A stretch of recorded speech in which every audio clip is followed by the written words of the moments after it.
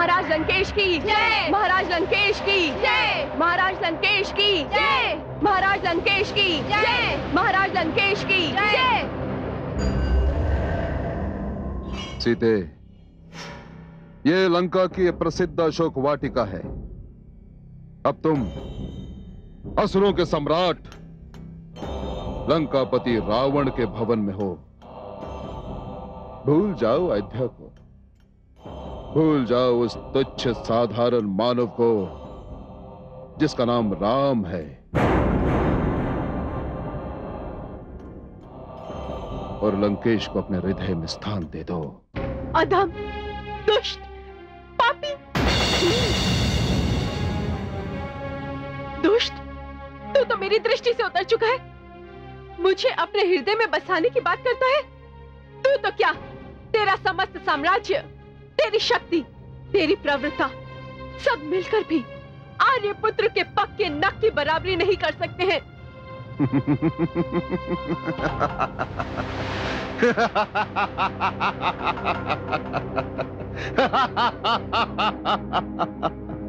मैं मानता हूं सीते कि मैंने तुम्हारे साथ किसी विशेष कारण से छल किया, मानता हूं मैं, परंतु मैं तुम्हारे पर कोई अनुचित दबाव नहीं डालूंगा। तुम रावण की बंदी हो। बुआ त्रिजटा, लंकेश की जय हो। बुआ त्रिजटा, अब रावण का माणिक्य भवन इनका बंदी गृह बनेगा। ले जाओ इन्हें। लंकेश, यद्यपि एक असुर से निवेदन करना व्यर्थ है, फिर भी मेरे पति ने संकल्प लिया है कि 14 वर्ष तक वे किसी भवन में पग नहीं धरेंगे। उनकी अर्धांगिनी होने के नाते मेरा भी यही धर्म है। मैं किसी भवन में नहीं जाऊंगी। अर्धांगिनी? आपके पति का आधा अंग तो सदैव आधा रहेगा देवी, परंतु इस आधे अंग से रावण अपनी अपूर्णता पूर्ण करेगा। मेरे निर्णय के विरुद्ध यदि तुमने कोई भी निर्णय लिया तो मेरी मृत्यु का दोष तुम पर आएगा। मुझे आपका निर्णय स्वीकार है। मुझे तो बस उस दिन की प्रतीक्षा है जब तुम्हारा वो राम मेरे समक्ष आकर निवेदन करेगा, मेरे पैरों पर गिरकर गिड़गिड़ाएगा, तुम्हारे लिए भीख मांगेगा मुझसे, परंतु मैं उसे भीख नहीं दूंगा, मैं उसे दूंगा मृत्यु। मुझे तो केवल अपनी बहन शूर्पणखा को दिए हुए वचन को पूर्ण करना है। इसके लिए आपका जीवित रहना आवश्यक है। हुआ त्रिजटा, सीता को अशोक वाटिका में ही रखा जाए। जो आज्ञा लंकेश। और ध्यान रहे, मेरी अनुमति के बिना सीता से कोई नहीं मिल सकता। यह मेरा आदेश है। चलिए।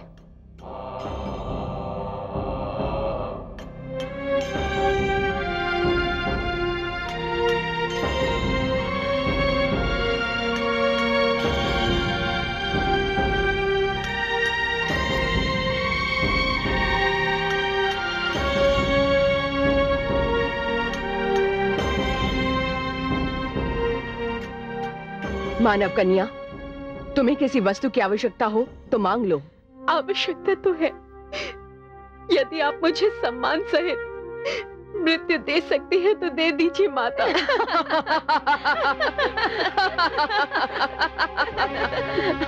वाहरी मानवी, मृत्यु भी सम्मान के साथ। बंद करो हंसना और जाओ अपने अपने स्थानों पर पहरा दो। मानवी, तूने मुझे माता कहा है। मैं तुम्हें मृत्यु तो नहीं दे सकती, किंतु तुम्हारे आत्मसम्मान का ध्यान रखूंगी।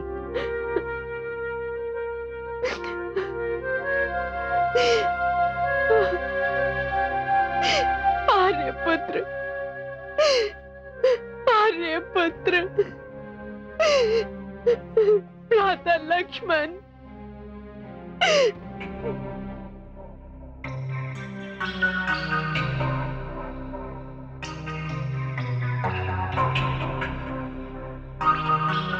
राजकुमारी जी, किसकी आज्ञा से तू मेरे कक्ष में आई? बिना आज्ञा यदि मेरे कमरे में आई तो मैं तेरा वध कर दूंगी। राजकुमारी जी, आप पुरस्कार दीजिए। आपके लिए बहुत बड़ा शुभ समाचार है। लंकापति वापस लौट आए हैं और साथ में एक मानव कन्या सीता को पंचवटी से उठा लाए हैं। क्या तूने सचमुच पुरस्कार पाने का कार्य किया है? उसका मिल नैनी की 2 आंखें लाकर मैं तुझे 2 रत्नों में भेंट कर दूंगी। मैं अभी आई।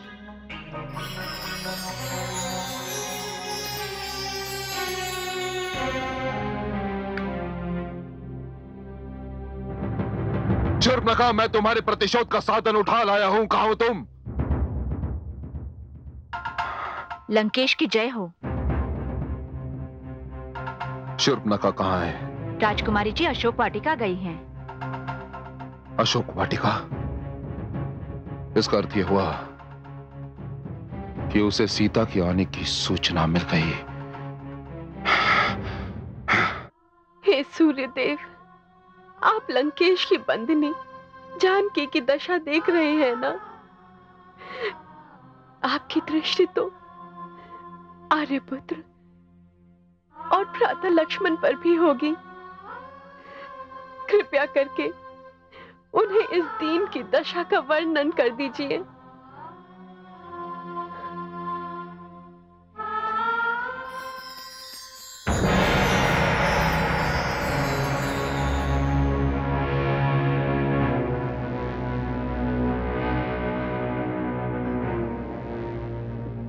भ्राता रावण तुझे यहाँ ले आए हैं। इस प्रकार मेरे अपमान का आधा प्रतिशोध उन्होंने ले लिया है और बचा आधा प्रतिशोध उसे मैं पूरा कर देती हूँ।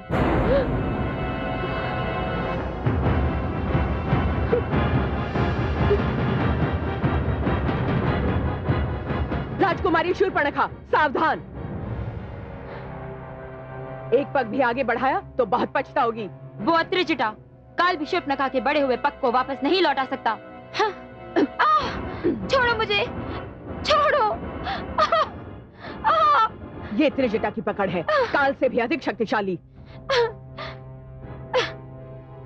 एक गंदी बुढ़िया, छोड़ दे मुझे। इसी के कारण मेरी दशा हुई है। मैं इसका वध करके ही रहूंगी। ये लंकेश का आदेश है, ये अब मेरी सुरक्षा में है।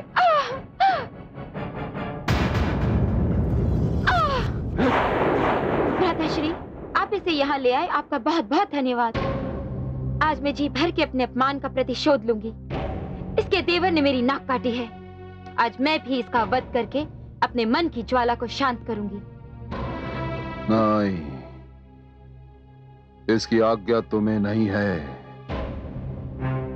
तुम्हारे अपमान का कारण ये स्त्री नहीं, तुम्हारे अपमान का कारण है वो तुच्छ मानव राम, उसका अनुज लक्ष्मण। स्त्री के लिए वो राम यहां अवश्य आएगा, और जिस दिन वो यहां आया ना बहन, मैं तुम्हारे अपमान का प्रतिशोध उससे ले लूंगा, क्योंकि मैं रावण हूं। परंतु जब तक राम यहां नहीं आता, ये स्त्री रावण की सुरक्षा में रहेगी। नहीं भ्राता, नहीं भ्राता, मैं ऐसा नहीं होने दूंगी।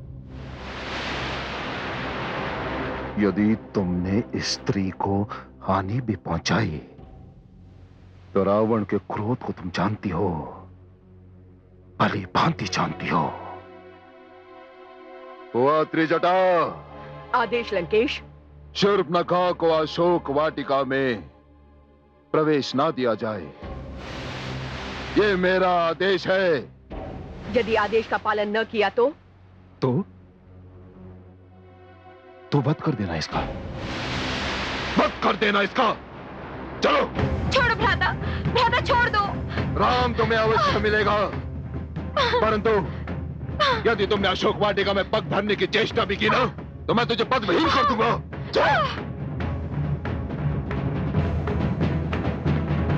सीता मेरे और राम के बीच बाधा बनकर खड़ी है। जब तक मैं इस बाधा को हटा नहीं देती, राम मेरा नहीं हो सकता। मैं कुछ नहीं सुनना चाहता। छोड़ दीजिए भ्राताजी, सीता का वध किए बिना राम मेरा नहीं हो सकता। चुप रहो, चुप। शूर्पणखा, अब तुम अपने ही कक्ष में बंदी बनकर रहोगी। और यदि तुमने अशोक वाटिका की ओर आंख उठाकर भी देखा तो मैं तुम्हारी आंखें निकाल लूंगा। और तुम भली भांति जानती हो कि जो मैं कहता हूं वही करता हूं, क्योंकि मैं रावण हूं, लंकापति रावण। प्रहरियों, आज्ञा महाराज। शूर्पणखा इस कक्ष से बाहर ना जाने पाए। यदि ये इस कक्ष से बाहर गई तो मैं तुम्हें जीवित नहीं छोड़ूंगा।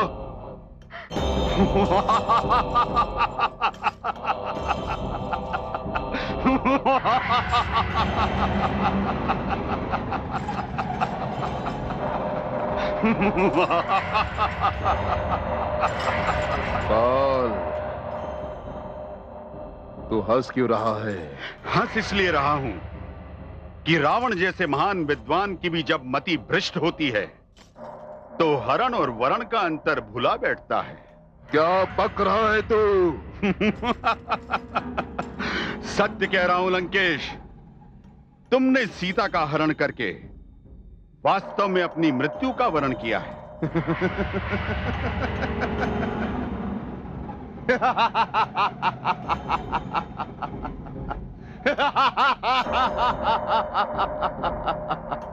काल,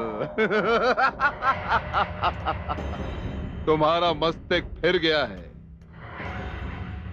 मृत्यु तो तू है और तू मेरा बंदी है। मैंने सदा के लिए तुझे अपने सिरहाने बांधकर तुझे अपना बंदी बना लिया। मूर्ख, मृत्यु दिन रात अपने सिर पे खड़ी पाता है और समझता है कि तूने उसे बंदी बना ली।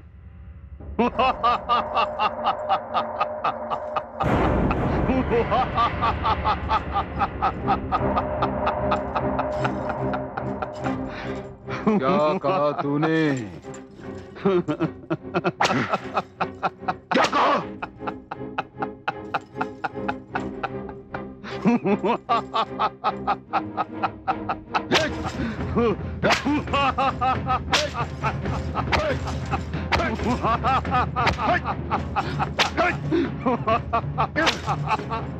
रुक जाइए लंकेश।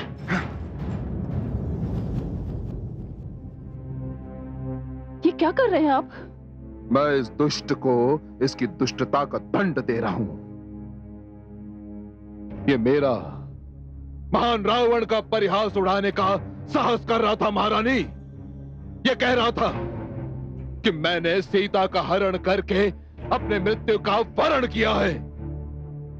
असहाय बंदी पर हाथ उठाना आप जैसे महावीर को शोभा नहीं देता लंकेश। क्या ये सत्य नहीं कि आपने सीता का हरण करके अपनी महानता पर एक धब्बा लगा लिया है? महारानी, मुझे सदैव आप पर गर्व रहा। आपने विद्या प्राप्त करनी चाहिए, श्रेष्ठ विद्वान बन गए।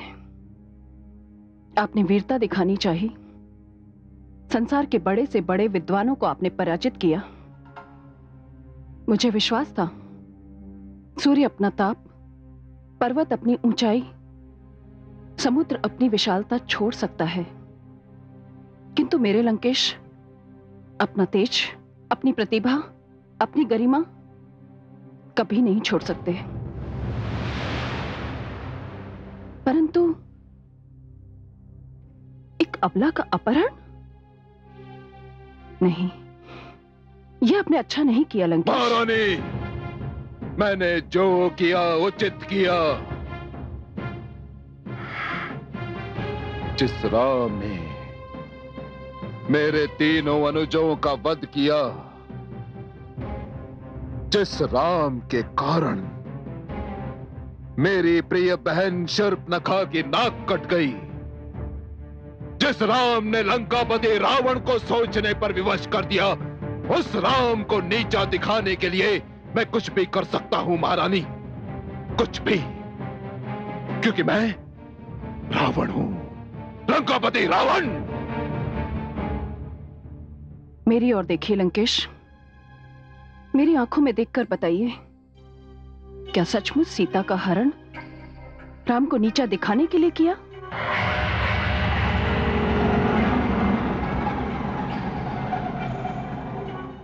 क्या आप राम को इसलिए पराजित करना चाहते हैं क्योंकि उन्होंने आपके अनुजों का वध किया, जिसकी वजह से शूर्पणखा अपनी नाक से वंचित हो गई? या इसलिए कि राम ने जनक नंदिनी सीता के स्वयंवर में आपको नीचा दिखाया? सत्य कहिए लंकेश, आप राम को पराजित करना चाहते हैं या सीता को जीतना? समझ गया, मैं सब कुछ समझ गया महारानी। ईर्ष्या अपना कार्य कर रही है और ईर्ष्या स्त्री जाति का विशेष गुण होता है। ये आप नहीं बोल रही महारानी, ये आपके भीतर छिपा हुआ वो भय बोल रहा है कि कहीं सीता आपका स्थान न ले ले। परंतु महारानी, आप निश्चिंत रहिए, आपका स्थान सुरक्षित था और सदैव सुरक्षित रहेगा। मुझे अपना पद छिन जाने का कोई भय नहीं लंकेश। मुझे भय है तो केवल ब्रह्मा के वरदान का, उनकी भविष्यवाणी का कि कहीं। महारानी मंदोदरी, आप मुझे क्रोध दिला रही हैं। मुझे ब्रह्मा का वरदान तुच्छ लगता है।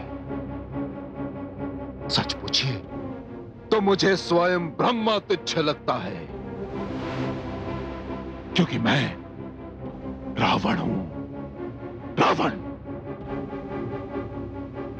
मैंने सीता का हरण इसलिए किया कि राम उसके लिए यहां आए मेरे पास और मेरे पैरों में गिरकर मुझसे अपनी पत्नी के लिए भीख मांगे, या फिर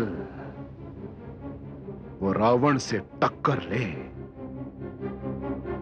और यदि उसने मुझसे भीख मांगी महारानी, तो आप देख लेंगी कि आपका रावण कितना दयावान है। परंतु यदि उसने मुझसे टक्कर ली तो आपको यह ज्ञात हो जाएगा कि आपका रावण कितना बलशाली है। सुनिए लंकेश,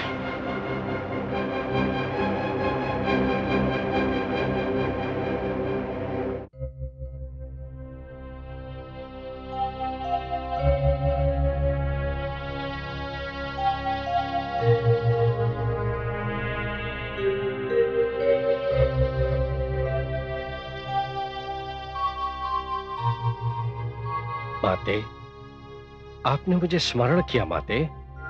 हाँ पुत्र, तुम्हारे अतिरिक्त कौन है जो मेरे मन के दुख को समझ सके। पुत्र, रावण ने जो भी कार्य किया मैंने कभी उसका विरोध नहीं किया। उसने जो भी किया मैंने उसकी सराहना की। परंतु सीता का हरण। सीता के अपहरण का कारण ही यही है माते।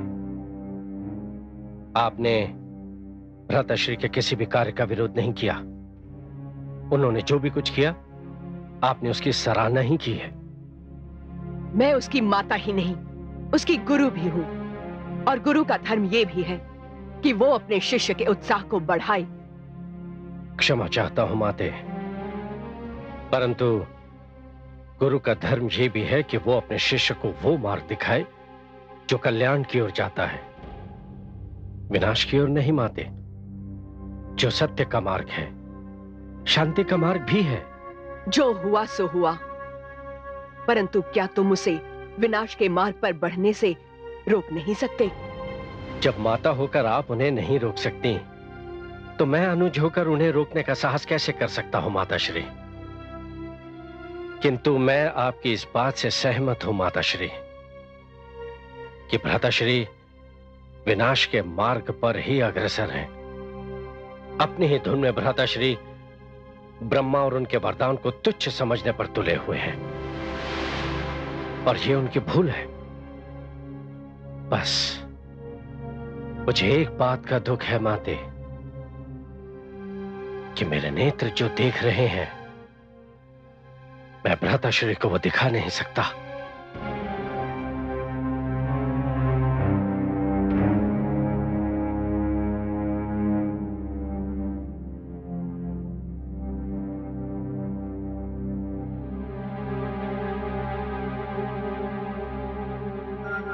आज पहली बार मुझे ये आभास हो रहा है, ना मैं अच्छी माता बन सकी, ना ही अच्छी गुरु बन सकी।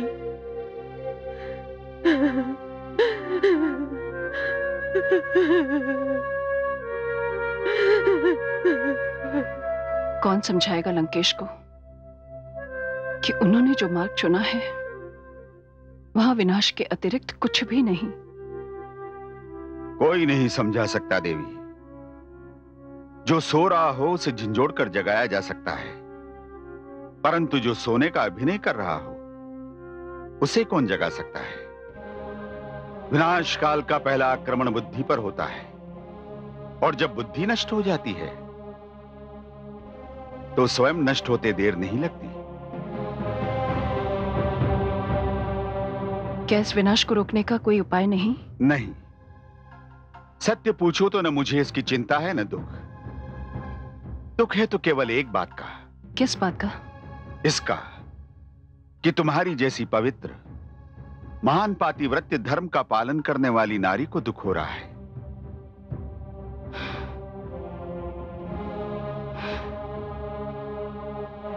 और मुझे तो किस बात का है कि मेरे पति ने सीता जैसी सती को दुख दिया। हे चंद्रदेव, बताइए, जिस समय आर्यपुत्र ने मुझे कुटिया में नहीं पाया तो उनके ऊपर क्या बीती। हे चंद्रदेव, मेरे आर्यपुत्र भी इस समय आपको देख रहे होंगे। उनसे कहिए उनकी सीता इस अशोक वाटिका के शोकातुर वातावरण में उसी तरह तड़प रही है जिस तरह मीन जल के बिना तड़पती है, जिस तरह देह श्वास के बिना तड़पती है, जिस तरह रेत वर्षा के लिए तड़पती है। मैं अपने स्वामी को देखना चाहती हूं, किंतु वे मेरे समक्ष नहीं। मैं उनसे स्वप्न में मिलना चाहती हूं, किंतु मेरी आंखों में नींद नहीं। हे चंद्रदेव, आप तो मेरे दुख के साक्षी हैं। आप तो सब जानते हैं।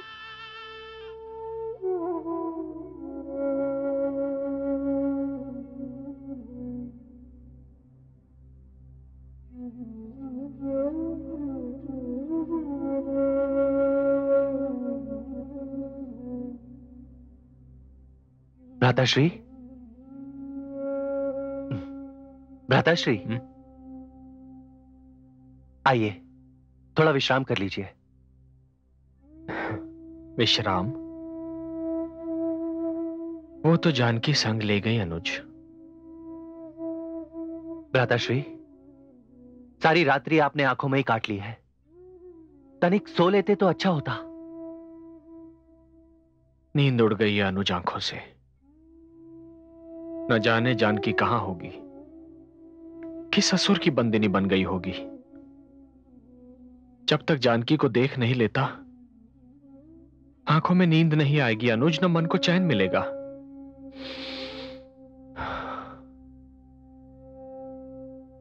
अनुज, आज समझ में आया गुरुवर विश्वामित्र मुझे निद्रा पर नियंत्रण करने की कला क्यों सिखा रहे थे। अर्थात? अनुज, वो जब मुझे शिक्षा दे रहे थे तब मन में बार बार यह विचार आता था कि ये सब वो मुझे क्यों सिखा रहे हैं, इसका मेरे लिए क्या उपयोग है। किंतु आज ज्ञात हुआ अनुज कि गुरु कोई भी शिक्षा अकारण नहीं देते। गुरु की दी हुई हर शिक्षा का उपयोग जीवन में कभी ना कभी अवश्य होता है। देखो ना अनुज, आज ये उसी शिक्षा का परिणाम है कि जानकी के वियोग में मैंने कई सारी रातें बिना निद्रा के काट दी।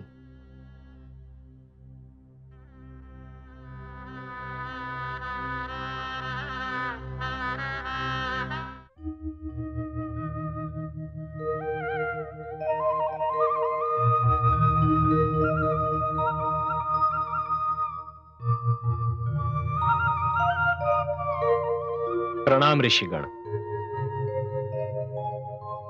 आप इस सरोवर में जल लेने जा रहे हैं? जी ऋषिवर। इस जल को स्पर्श मत कीजिए। क्यों? नित्यदिन इसी स्थान पर आकर एक अछूत नारी यहाँ से जल लेकर जाया करती है। अछूत और नारी? ऋषिवर, आपके जीवन की समूची साधना व्यर्थ हो गई। क्यों? क्योंकि आपने एक नारी को अछूत कहा। एक नारी जो माता के रूप में आप और मुझ जैसे मानव को जन्म देती है, वो नारी जो एक बहन बनकर समूचे संसार को अनुराग बांटती है, वो नारी जो एक पत्नी बनकर अपने पति की सेवा करती है, ऐसी नारी को आपने अछूत कहा। ऋषिवर, तब तो नारी को अछूत कहने वालों को स्वयं अपनी ही माता, बहन और पत्नी को भी अछूत कहना चाहिए, क्योंकि वो सारी भी तो नारियां ही हैं। मेरा यह अर्थ नहीं था श्रीमान। तो फिर क्या अर्थ था आपका? मैंने आपको रूप से कुलीन समझा, इसीलिए आपको रोका। यहाँ से कुछ दूरी पर आदिवासी नारी की कुटिया है। वो नित्यदिन यहाँ आकर जल लेकर जाया करती है। मैंने सोचा कहीं आप अशुद्ध ना हो जाएं। अशुद्ध? ऋषिवर, जल तो अशुद्ध को शुद्ध बनाता है, स्वच्छता प्रदान करता है। जल अशुद्ध कैसे हो सकता है? मुझे आप सबकी बुद्धि पर दया आ रही है ऋषिवर, क्योंकि आप सब ये भी नहीं समझते कि अशुद्धता अशुद्ध कर्मों की देन है। और नारी, वो तो स्वयं जननी है, अशुद्ध कैसे हो सकती है? ऋषिवर, कृपया अपने शिष्यों को इस प्रकार की शिक्षा मत दीजिएगा। ऐसी शिक्षा से पीढ़ियों की विचारधारा भ्रष्ट हो जाएगी। कहां रहती हैं वो देवी? स्वयं मैं जाकर उनके दर्शन करना चाहता हूं। बस यहां से कुछ ही दूरी पर। चलो अनुज, आइए भ्राताश्री। उस देवी के दर्शन करके स्वयं धन्य हो जाएं। प्रणाम।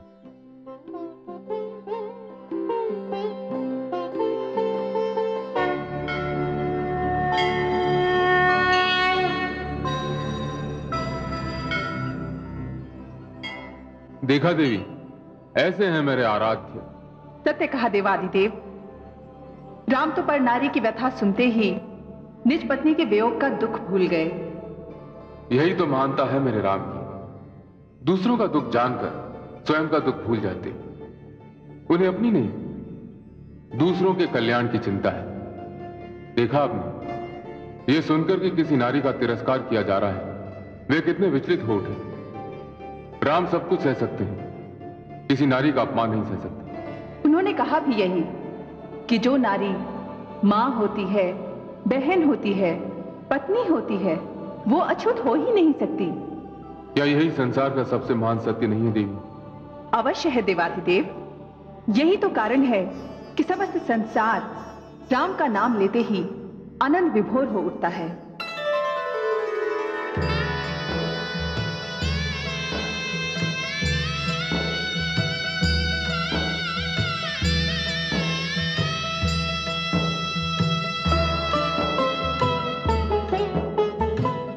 पूछत नभ से और धरा से, बाट तकत नैना दो प्यासे।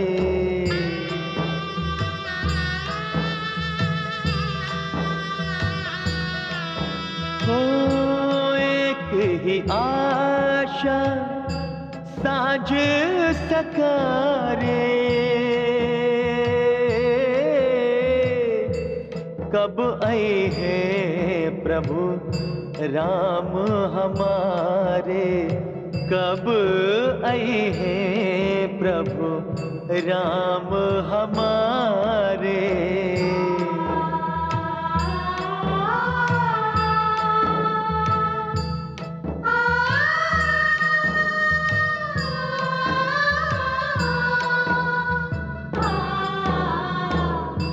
भई प्रतीक्षा मृत्यु समाना,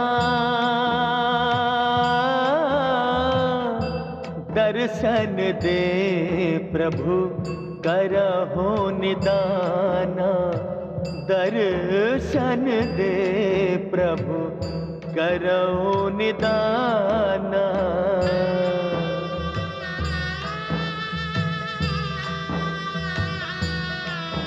हो छट गए शबरी सब अंधियारे,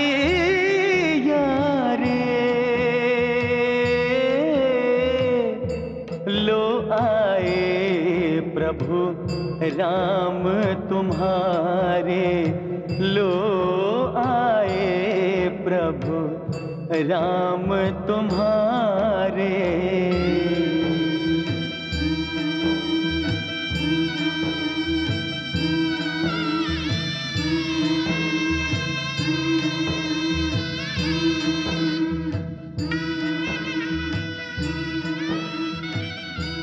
माता। राम, आ गए मेरे राम? हाँ माता, मैं ही हूं रघुवंशी राम।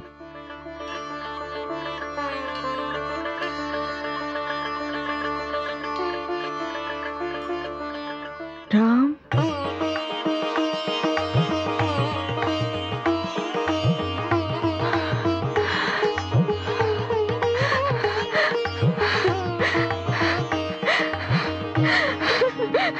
नहीं माता, इसकी आवश्यकता नहीं है। किंतु आपने ये कैसे जान लिया कि मैं ही राम हूं?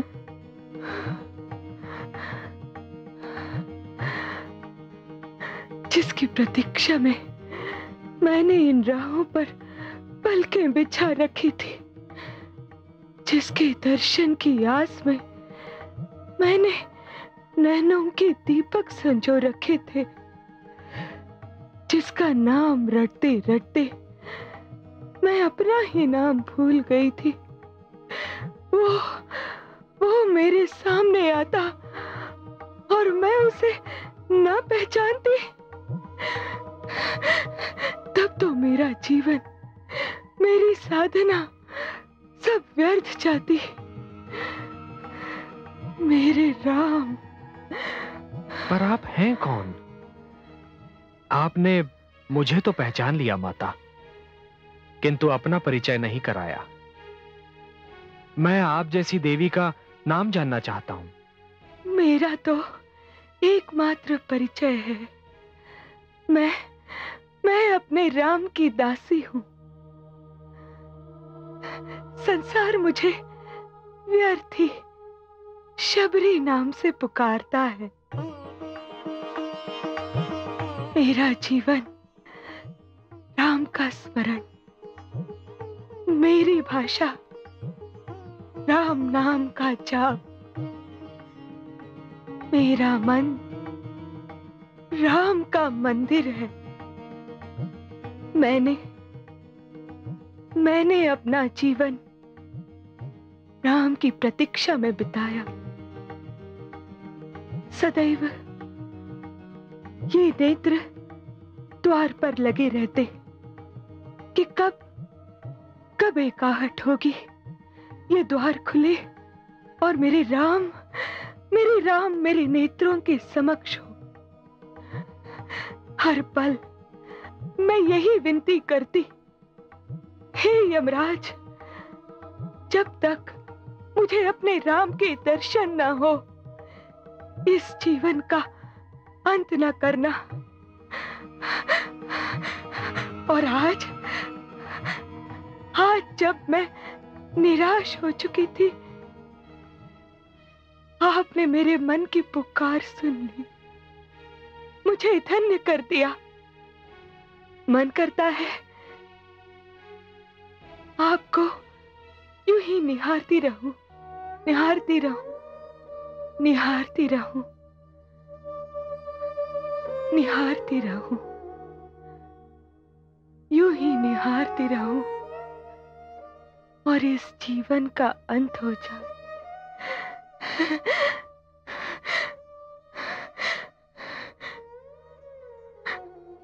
अरे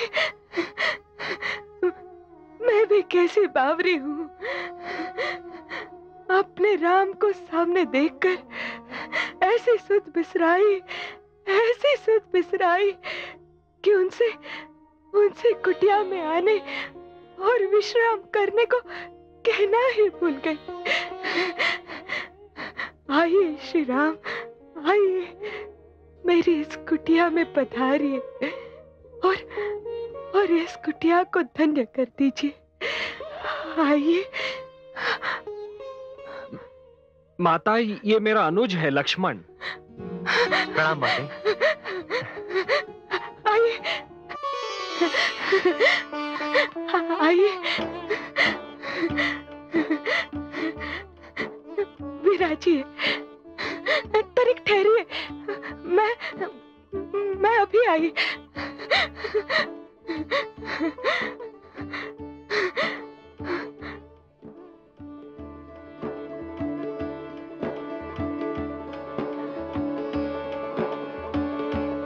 कैसे बिठाऊं अपने राम को? इस कुटिया में कोई ढंग की वस्तु भी तो नहीं है। मुझे क्या पता था कि अब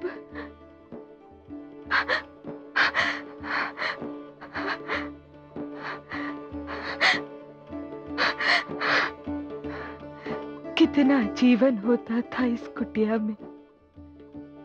सब चले गए और इस कुटिया को मरघट की भांति सुनसान कर गए।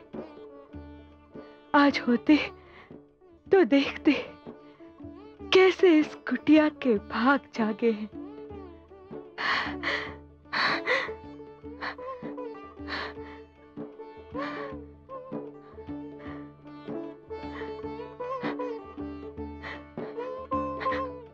विराजिए, विराजिए। माता, ये आप किसकी बात कर रही हैं? ऋषि मतंग के शिष्यों की, उन ऋषियों की जो कभी यहाँ रहते थे। तो वो कहाँ चले गए माता? क्या बताऊं, बड़ी दुख भरी कहानी है।